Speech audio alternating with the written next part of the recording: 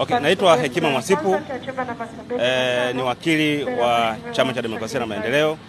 Itakumbuka kwamba leo kuna maombi namba 2585 ambayo yaliletwa na waleta maombi na aliyekuwa makamu mwenyekiti wa chama Zanzibar.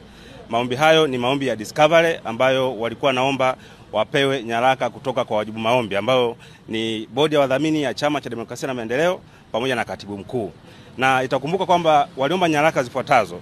Waliomba tamko la mali za chama, waliomba minutes za vikao vya kamati kuu, waliomba minutes za vikao vya kamati maalum ya Zanzibar, na waliomba minutes za vikao vya secretariat ya kamati maalum ya Zanzibar, waliomba minutes za bodi ya wadhamini, waliomba vile vile bank statement ya Chama cha Demokrasia na Maendeleo, vile vile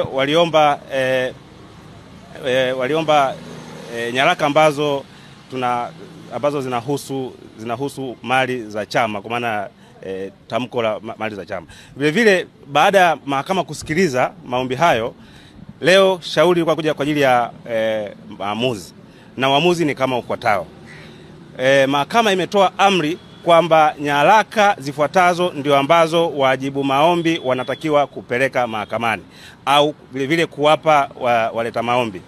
Nyaraka hizo ni kama zifuatazo: tamko la mali za chama kuanzia 2019 mpaka 2024, vile vile bank statement kwa maana ya bank statement ya Chama cha Demokrasia na Maendeleo kuanzia 2019 mpaka 2024, vile vile wapewe ripoti ya CAG iliyokaguliwa kuanzia 2019 mpaka 2024.